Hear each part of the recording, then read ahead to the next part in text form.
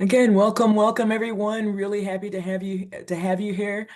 My name is Ericka Taylor, and I am one of the co-executive directors of Americans for Financial Reform. We and our partners at Indivisible, Our Revolution, People's Action, and Public Citizen are so happy you could join us today for an important look at the threats posed by crypto and to talk about what we can do to fight back.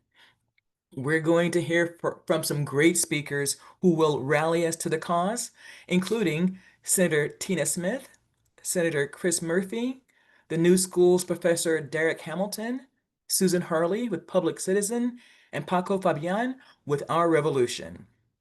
They'll address why crypto is so risky, how the industry is fighting to keep from being regulated, how crypto is a perfect vehicle for money laundering and scams, and the threats crypto poses to our economy and our democracy. But first, let me give you a little sense of why it's so important that we take these crypto billionaires on. I hope that most of you on this call have had minimal personal exposure to crypto. I hope you aren't among the tens of thousands who reported more than $9 billion in losses thanks to crypto-related fraud just last year, or who have fallen victim to crypto scams. I hope you've had a good guidance on the real cost of investing in crypto. But whether you put your own money into cryptocurrency or not, you are still very much at risk if the crypto billionaires get their way. So it's been almost 18 years since the Great Recession began at the end of 2007, and while the banks recovered quickly, the millions who lost their homes, jobs, and life savings had barely recovered by the beginning of the pandemic. This calamity was the worst economic downturn since the Great Depression, and it reminded us that economic downturns that are spurred by financial crises are deeper, longer, and more punishing for everyday people and working families. The Great Recession was a direct consequence of 1990s era deregulation, and the same rhetoric of releasing market forces and so-called innovation is being used by crypto billionaires and their handlers now, all while, just like in the 90s, they spurn calls for regulation. So the crypto industry is trying to bring crypto into the financial mainstream, including retirement accounts, while weakening industry watchdogs, which could destabilize the entire economy and threaten all our financial futures, whether we have chosen to take a risk with crypto or not. So the specter of an economic collapse is reason enough to be skeptical about crypto, but its dangers are even broader. Ordinary investors have already lost billions to crypto scammers. And in a stunning display of self-dealing, the current president has promoted his own meme coins as a way for the ultra-rich to buy political access for favors. Crypto mogul Justin Sun, for example, invested more than $75 million in a Trump crypto company. Soon thereafter, in a startling coincidence, Trump's federal regulators dismissed a fraud case against Sun and his firm. Today, the majority of Trump's wealth comes from his crypto investments, which have already topped $7 billion this year. And if what I've just mentioned doesn't make crypto corruption seem dangerous and frightening, let me share a little about how crypto billionaires and their venture capital backers have already been working to undermine our democracy. Last year, the crypto industry spent millions in the election across the ballot and donated millions more to the inauguration. They have been flooding Congress with ridiculous amounts of money to push for legislation that makes it easier to rip off investors and leave people, communities, and the economy on the hook to pay the consequences. If we let our democracy go to the highest bidder, it will cease to be a democracy at all. In fact, a whole set of these crypto industry figures aren't even subtle about their efforts to subvert democracy. They are happy to be explicit about preferring the rule of tech oligarchs over a democratic system. It's difficult to understate the threats we're facing, and it's essential that we commit to fighting back. So today's speakers are going to dig more deeply into some of the concerns I've just mentioned. But first, we'd like to share a quick video on some of the concerns that we should be worried about with crypto. Bitcoin is the next chapter in the currency story. $100 today, and in a few months, $1,000. FTX, Celsius, blockchain ATMs, the industry has repeatedly lost everyday Americans their money. Cryptocurrencies have spent the better part of this year in a tailspin. Markets have dropped sharply over the past few months. A cryptocurrency entrepreneur has been arrested. Wire fraud, securities fraud, Bilking investors out of more than $40 million. Ilya Lichtenstein and wife were arrested and charged with laundering $3.6 billion. Cryptocurrency has wiped out the savings of thousands of people and turned a handful of tech bros into billionaires. The industry says it will revolutionize finance through futuristic innovation. But these promises are just covering up a brand new form of predatory finance that operates largely in defiance of regulators, leaving consumers and the financial system exposed to potential calamity. Let's explore why the crypto industry needs accountability, not special treatment.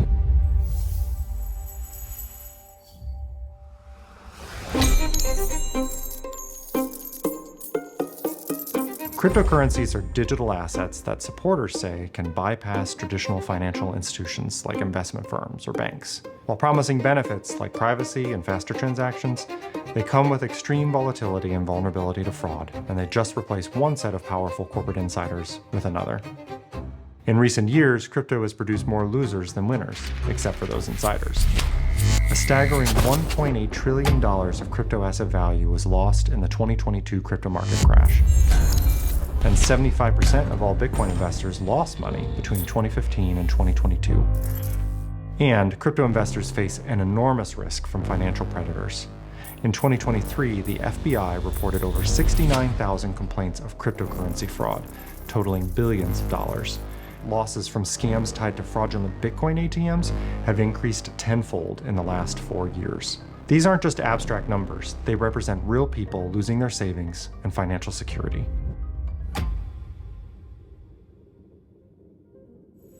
The industry touts crypto as a tool for financial inclusion, especially for communities of color. But the risks often outweigh the rewards. In Chicago, scammers ran a fake crypto company targeting the Latino community on the South Side, promising 30% monthly returns. Instead, it defrauded $12 million from over 100 investors through a Ponzi-like scheme. This is not an isolated incident. From Voyager to Celsius to FTX, the crypto world has seen numerous high-profile scams that have disproportionately affected marginalized communities. Despite the dangers, the crypto industry paints existing investor protections and consumer protections as an obstacle to innovation and spends millions to rewrite the rules for their benefit. In 2024 alone, crypto companies funneled over $119 million into political campaigns, which is nearly half of all corporate spending for the entire election cycle. This unprecedented level of political spending is designed to do one thing: pressure lawmakers to write new rules for crypto that let the industry continue with dangerous business as usual. Their goal isn't to protect innovation, it's to protect their profits.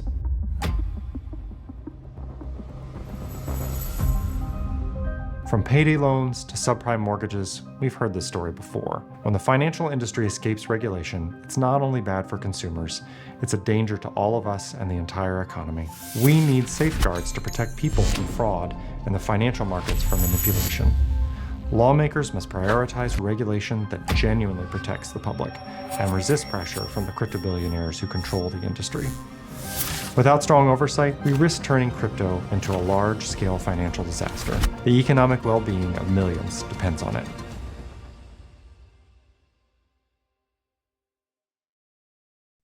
All right, thanks for your attention to that. Now, let me tell you a little bit about our first speaker, Senator Chris Murphy. Senator Chris Murphy is the junior United States Senator for the state of Connecticut. After serving for 3 terms in the U.S. House of Representatives, Murphy was elected to the Senate in 2012 and has been a vocal advocate for affordable health care, sensible gun laws, and forward-looking foreign policy. Murphy sits on the Senate Health, Education, Labor, and Pensions, or HELP Committee, the Senate Foreign Relations Committee, and the Appropriations Committee, where he serves as the ranking member for the Subcommittee on Homeland Security. Since President Donald Trump resumed office in January, Murphy has been a leading voice in the U.S. Senate, calling out the brazen corruption and illegality of the Trump White House. Senator Murphy, I'll turn it over to you. Well, thanks, Ericka, and thanks to all of you for pulling together this really important event. Listen, people out there know that they are getting screwed by an unregulated crypto industry. They know that it has promise to democratize finance, but only if it is properly regulated by the United States Congress so that we get the benefit of crypto while we are protected from abusers. I think you've asked me to talk very briefly today about the way in which Trump is engaged in mass scale corruption using the issuance of his crypto coins in combination with the exercise of enormous executive public power. The bottom line is this. What motivates Donald Trump every single day is not what helps regular, ordinary American families, but what pads his pockets. He is in the White House to protect himself legally. He is in the White House to make himself and his family as much money as possible. That's what he gets up every day thinking about. This is the most corrupt White House in the history of the country, 250 years. We've never seen a chief executive monetize the White House, so brazenly use the powers of the Oval Office to make money for himself and his family, as we have seen with Donald Trump. The president is making the most money. The president is engaged in the most sizable corruption when it comes to the issuance of his two major crypto coins. First, the president has a meme coin. Now, a meme coin, if you don't know, has no underlying value. Its value is simply the supply and demand. Often they are, issued in connection with a celebrity or a meme. In this case, the value of the coin is just based upon how many people want to buy a coin emblazoned with Donald Trump's insignia.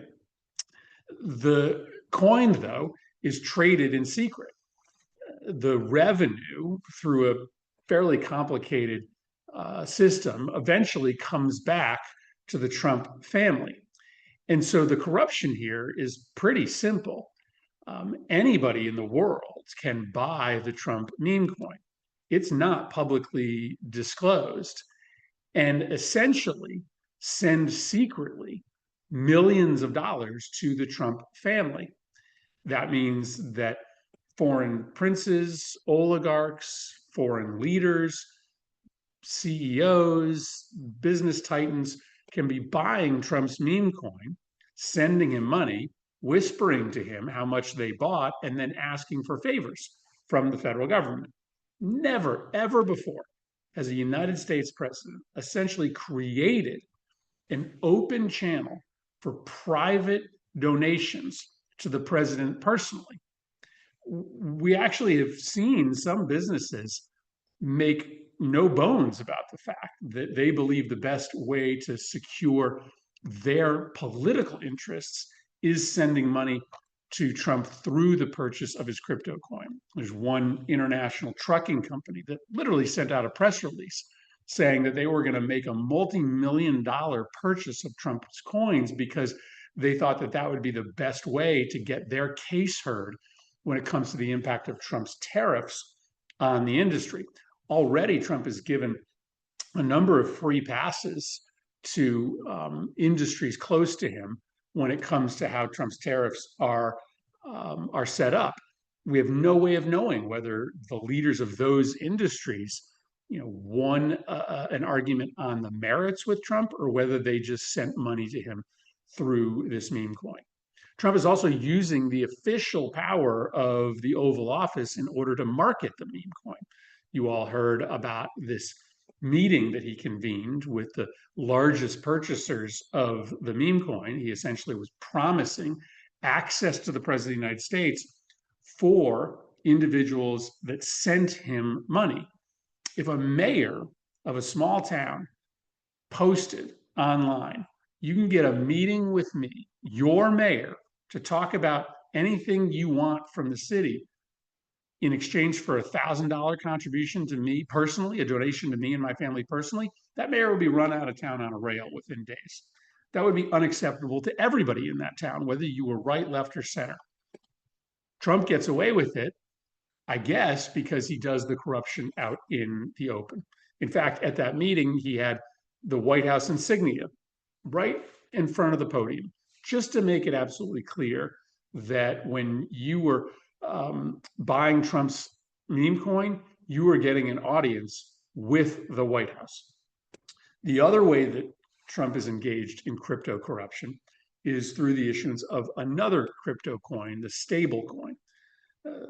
A stable coin has more mainstream value, but Trump really wasn't a player at all in the stable coin industry. And so in order to become a player, he needed some big major investor. He needed somebody to put down a couple $1 billion to legitimize his stable coin. He found it, once again, through trading government favors, trading access to Donald Trump. He set up a stablecoin along with the son of his Middle East envoy. And then they went to the Middle East and did a deal with a foreign government, the United Arab Emirates, in which they essentially said, if the UAE makes a $2 billion investment to launch Trump's stablecoin, they will get favorable treatment from the federal government.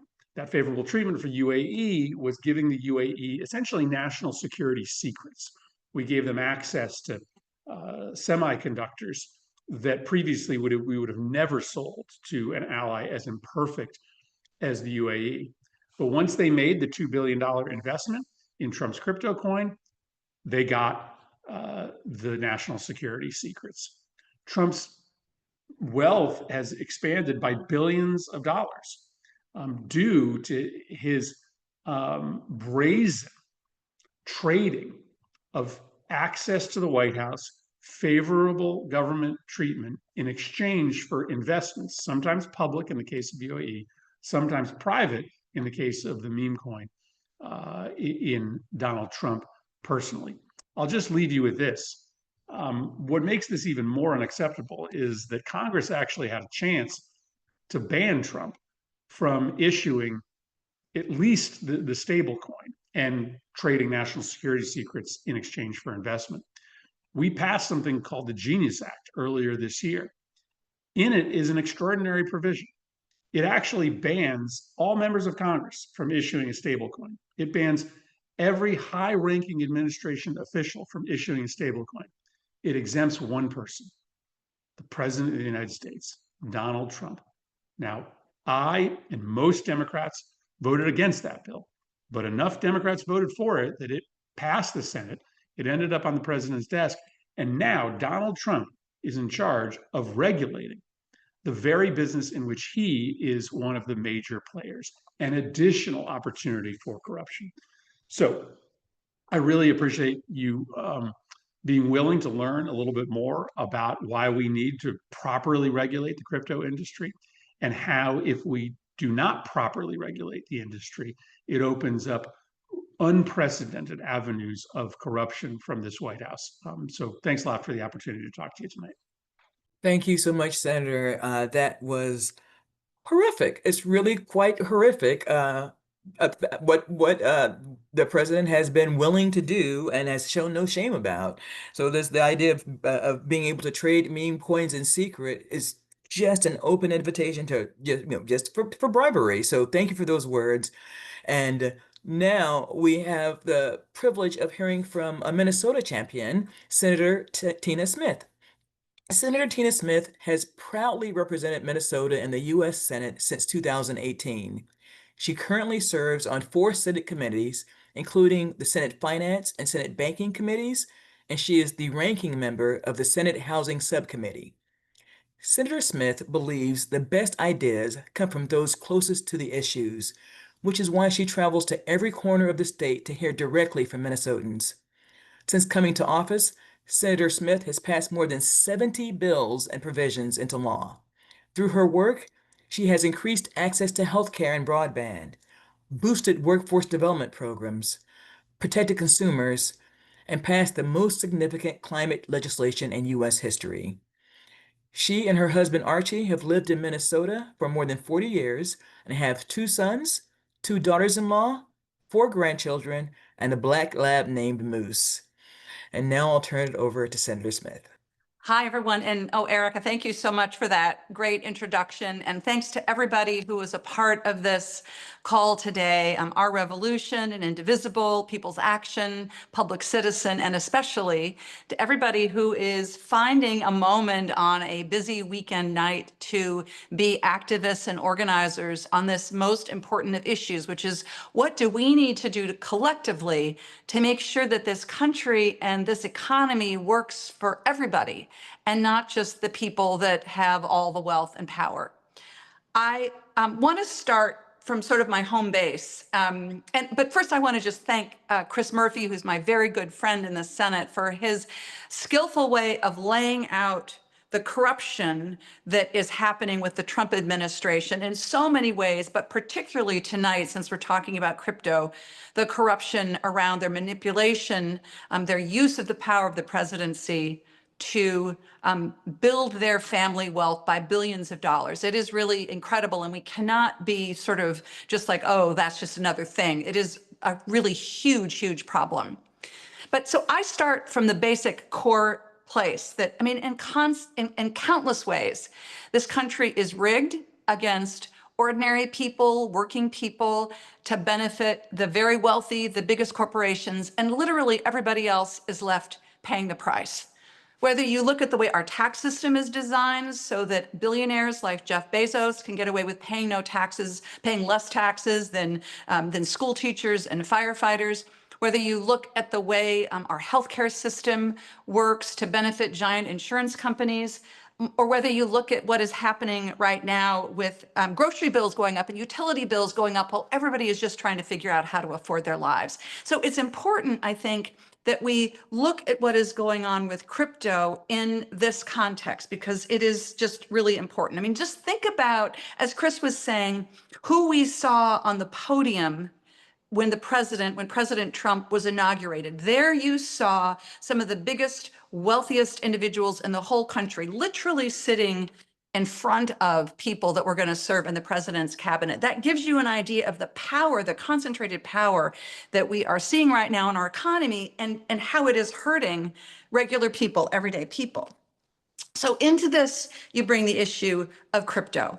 And so there's this whole story that is being spun about crypto, about digital assets. And the story goes something like this, that this is a revolutionary, innovative way to democratize the financial system, that it is inclusive, that it is about disrupting the existing financial system, all to benefit regular people. You'll hear the word transparent a lot. And you will also just hear that they will even claim that crypto is a way of redistributing wealth. So that sounds great, right? I bet many people on this Zoom tonight would say that that is something that we would all be looking for. But so I want to tell you that I think that most of this is basically bullshit. I mean, crypto and digital assets is basically a thing that you can invest in, a thing that you can speculate on, or it is a thing that you can use to evade financial laws, to do money laundering and other illicit activities. And right now, crypto in this country is pretty much unregulated. It's important to understand that when the Biden administration was in charge, that they took important steps using the power of the Securities and Exchange Commission to try to put some guardrails, some limits, some accountability around these crypto issuers, these crypto exchanges, and the crypto industry, broadly speaking. And what happened when President Trump became president is his administration went about the process of very systematically disrupting and dismantling those basic protections that were put in place. I would never argue that they were enough. There was much more that we needed to do, but they basically went about the business of dismantling these protections. And so what's happening right now? What's happening right now is that crypto billionaires like Peter Thiel and the Winklevoss twins and people, I mean, including the Trump family, are literally profiting billions and billions of dollars in this industry. The crypto lobby, as you heard at the very beginning during that great video, the crypto lobby spent well over $250 million to influence the elections that just took place in Congress, to make sure that their power, their raw financial power, was going to be felt by members of Congress. And now here we are in this dramatic moment in the history of our democracy. And what's happening is that those crypto billionaires are calling to account what they spend all that money for. And this is the thing that I think is really important to pay attention to. You know, this gets very technical very fast. There are not that many people who are experts on securities law or banking regulation, but don't worry about that. I have like a really simple rule of thumb for you.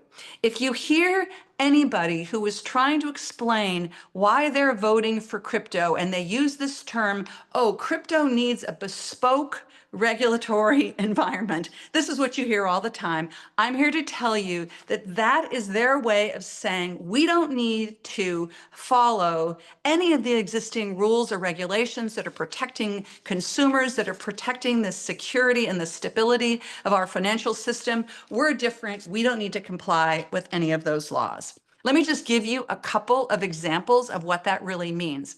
So one thing that the crypto industry is arguing right now is this is, you know, like so ridiculous that they shouldn't have to pay taxes on the income that they earn when they earn it. That's ridiculous, right? They're saying, no, no, no, we shouldn't have to pay those taxes right away. Okay, we know that if that were to take place, and there's law, Congress is considering this right now, that would mean trillions of dollars of lost revenue and a huge tax loophole for the crypto industry currently. So what you all are going to be talking about for this call is extremely important, which is what is going to be happening in Congress and what kind of shenanigans is the crypto industry going to be pulling to try to create this so-called bespoke regulatory environment that is basically going to give them a free pass. And I want you to just think about a couple of things as you get ready to do this organizing, because it is so important right now. First of all, as Chris says, any bill that attempts to exempt the president of the United States or any elected official for that matter from having to, from not participating in the crypto industry or profiting from the crypto industry while they are serving in an official role of the federal government, that is like a dead giveaway that it is not a good bill and people should be opposing it. Any bill that is saying that the industry should be able to self-certify whether or not they have to follow the basic rules that the SEC, the Securities and Exchange Commission, has in order to protect investors, to make sure that investor advisors aren't self-dealing and telling you one thing while they're making more money in their own private account. Any bill that doesn't stop that needs to be opposed. And any bill that doesn't take basic practical steps to make sure that the crypto industry isn't a vehicle for money laundering and fraudulent activity needs to be opposed. So what you're doing right now is really, really important because there are pieces of legislation before the Senate. They've already passed the House, and there's this huge push right now to try to get them passed. And so your voice in this moment to make sure that members of Congress know that you're not falling for this nonsense, that you don't think we should have a bespoke regulatory environment for this particular kind of financial instrument, which can be used to really harm people, is so, so important.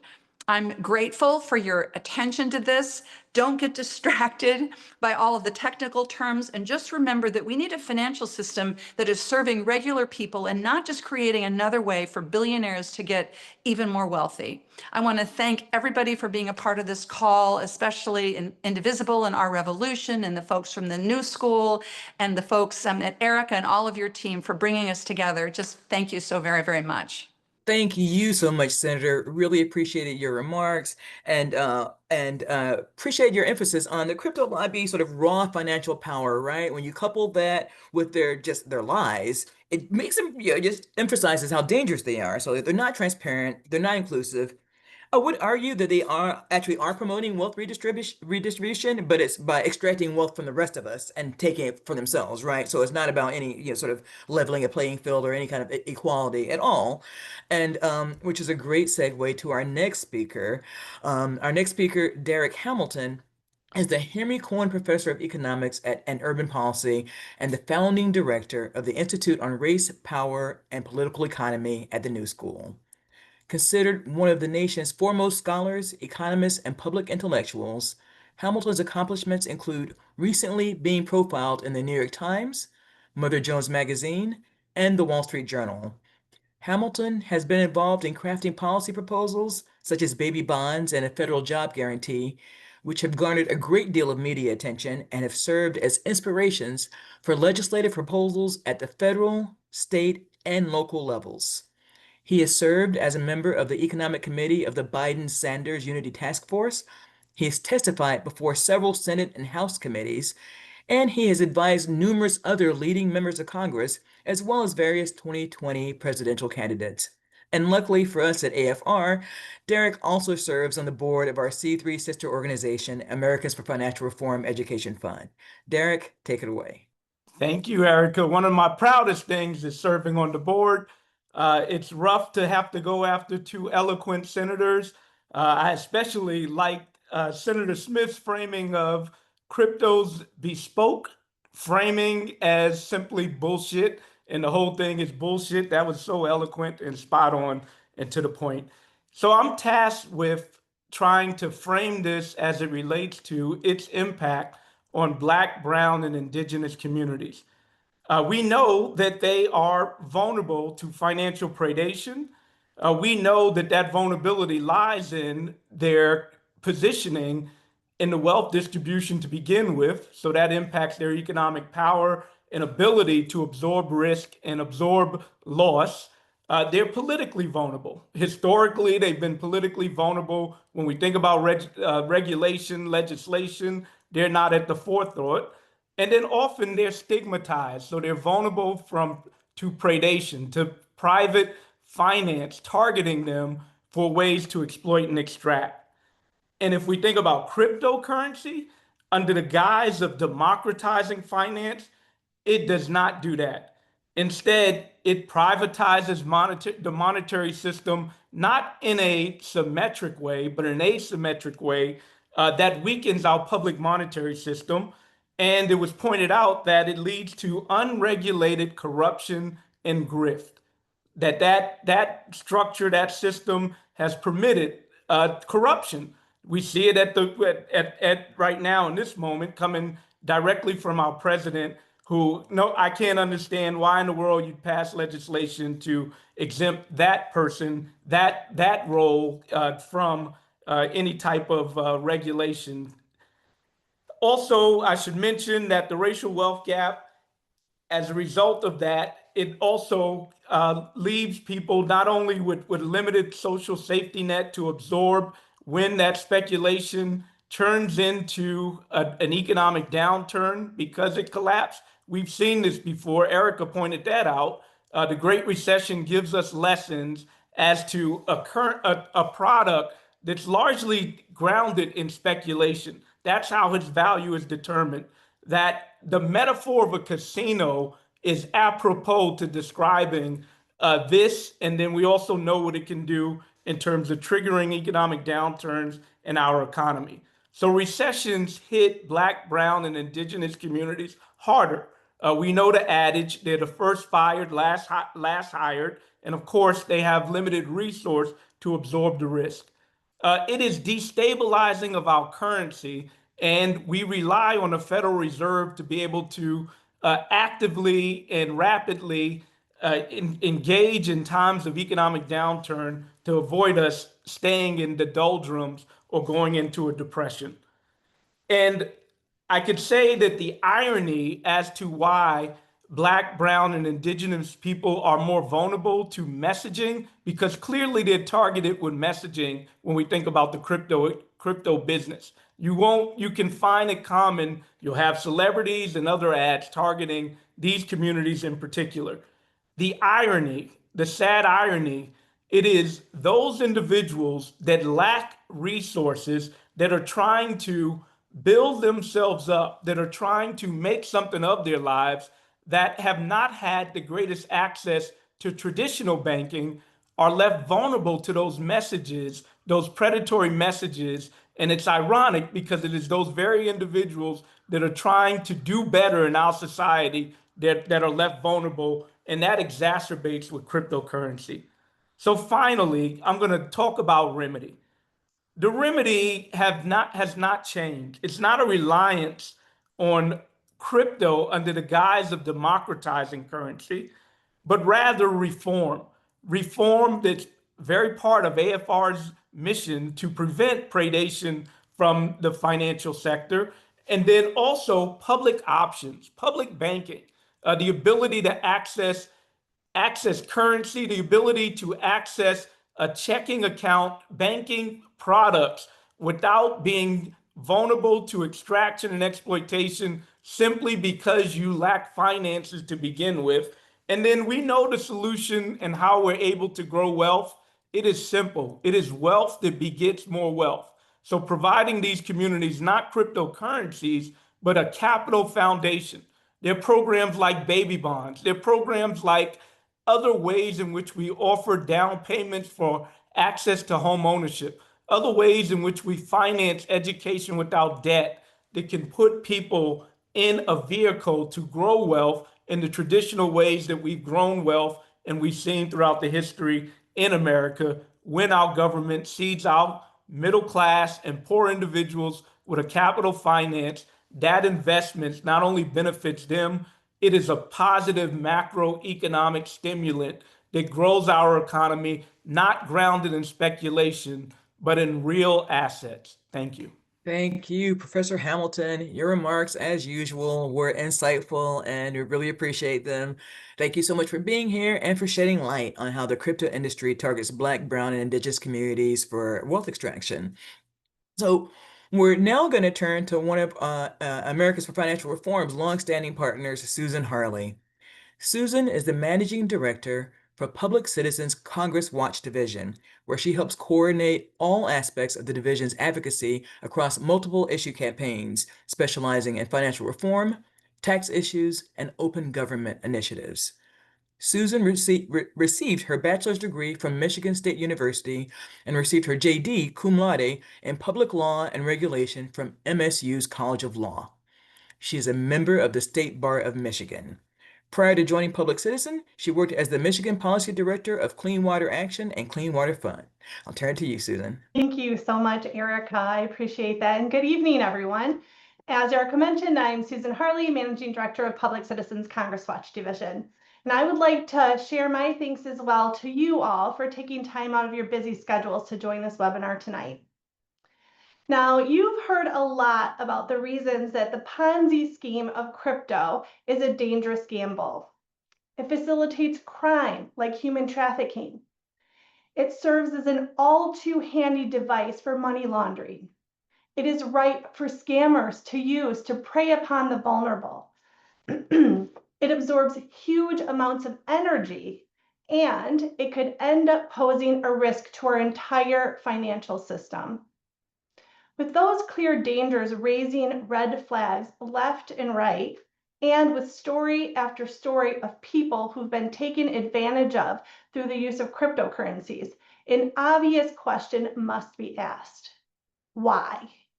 Why are otherwise good politicians doing the bidding of crypto billionaires? Once again, sadly, the answer comes down to money in politics. the crypto industry has poured gigantic amounts of money into campaign spending. My public citizen colleague released a report last year showing that as of August 2024, crypto corporations had already poured over $119 million directly into influencing federal elections. Unfortunately, that investment by crypto billionaires has paid off when consumer protection champions like former Senator Sherrod Brown in Ohio and former Rep. Katie Porter in California lost elections after being targeted by the crypto industry. This is a horrible precedent that will be even further capitalized on by other industries. Poll after poll has shown that Americans want less money in politics, not a future where we'll see more and more billionaires creating PACs and dropping enough money in an election to have people running scared. The only way to stop this trend is to ensure that elected officials are listening to their constituents, not to the tech billionaire donors. And as mentioned, we now have a White House that not just embraces the crypto industry, but it is personally profiting off it.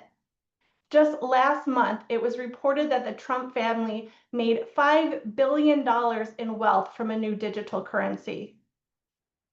Our nation's elected officials must stand up to this grift, not roll out the red carpet for an industry rife with scams and criminality.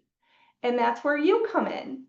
Get those phone dialing fingers ready to call your senators, because time and time again, it's the voices of the American people that create the pressure needed to withstand the deep pockets of industry seeking to run roughshod over our shared values. So we are so thankful to you for speaking truth to power and having your voice heard. Never forget, when we fight, we win. Thank you. Thank you, Susan. Really appreciate your words and your rallying spirit, right? Sadly we can't all see each other, but we know that that those of you in your homes are out there rah-rahing for Susan's great words and observation of articulation of why this is happening, and it's all the money, all the money. And thank you too, Susan, for underscoring that what we need is us, the people, to fight back.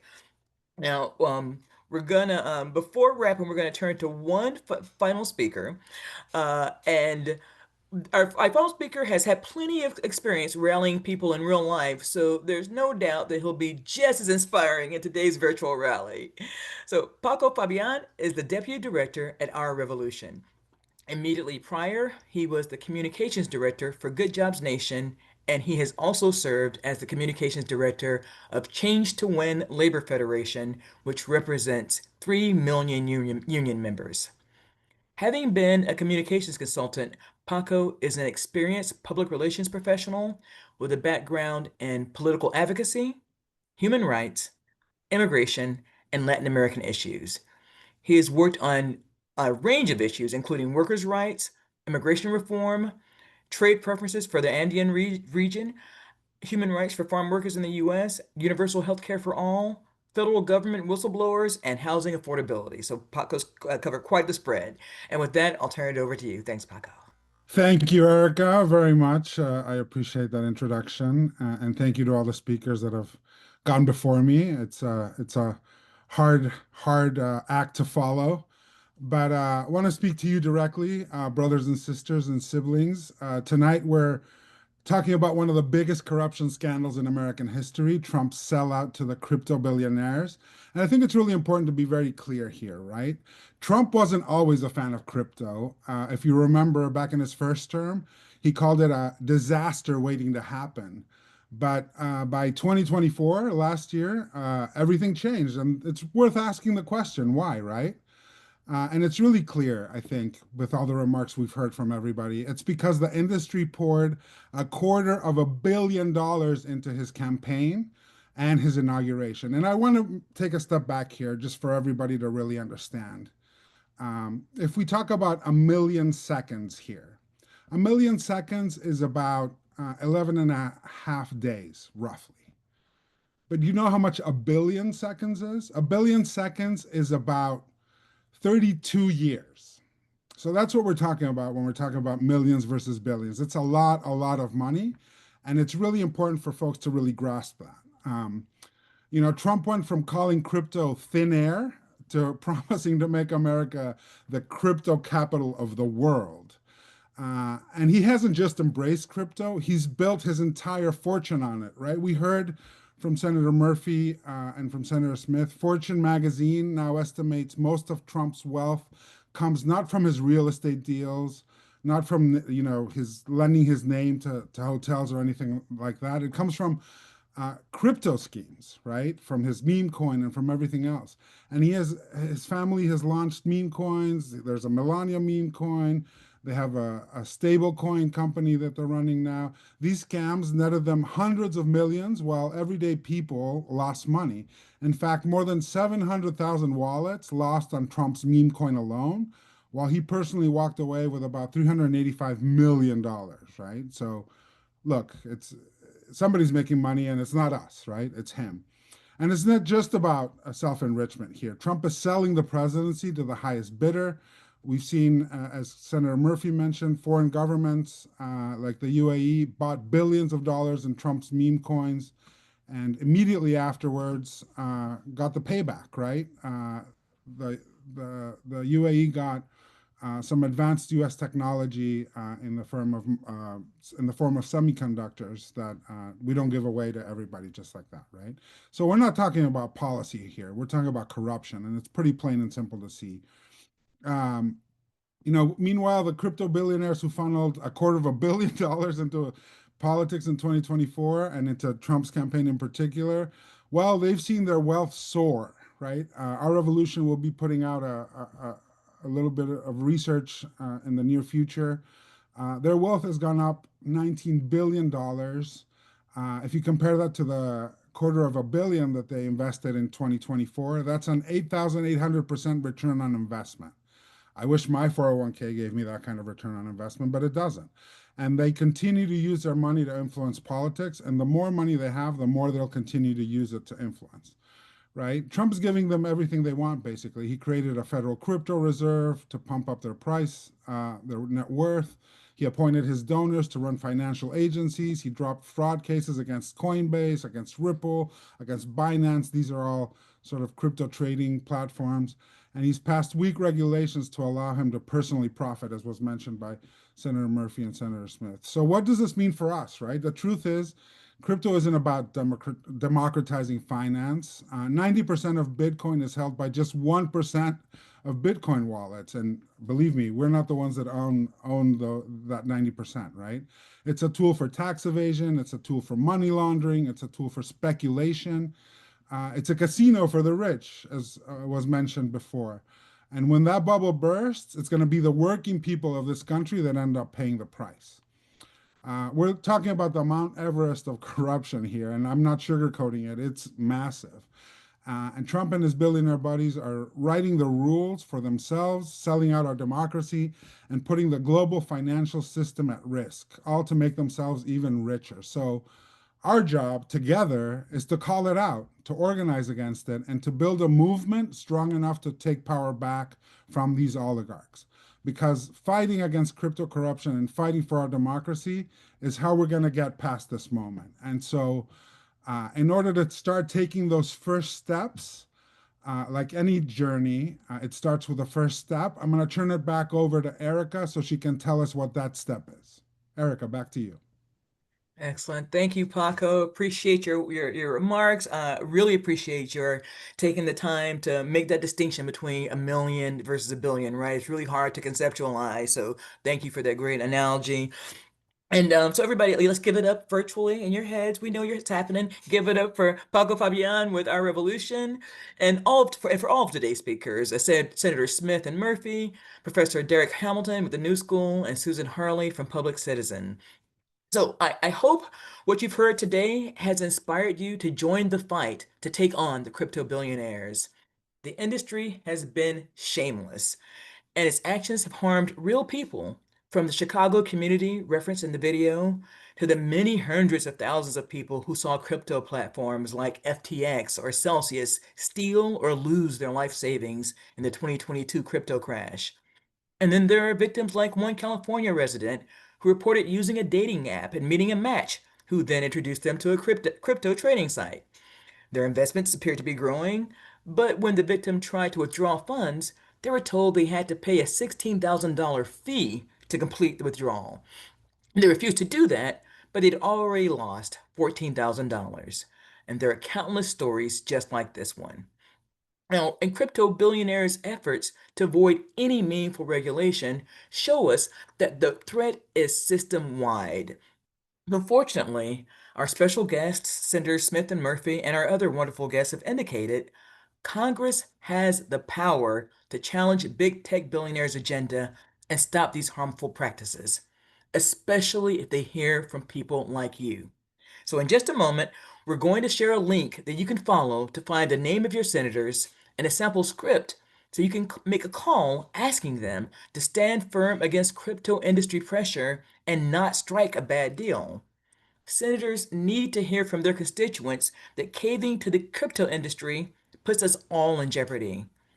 And they must instead draw a bright line between what will truly protect investors, communities, and the economy, and loopholes and carve-outs bought with campaign cash. No, over 2,000 people had registered for this call the last time I checked, and we need all of you and your friends to make sure our senators hear from us. We're adding that link now. And since it'll be easier for you to make that call when you're not also attending this virtual rally, we're going to close in just a moment. Thanks again to our co-hosts for this event, Indivisible, Our Revolution, People's Action, and Public Citizen. Again, thank you all for attending, and thanks to all of our terrific speakers. Now, let's rise up and fight back because we are ready to take on and take down the crypto billionaires.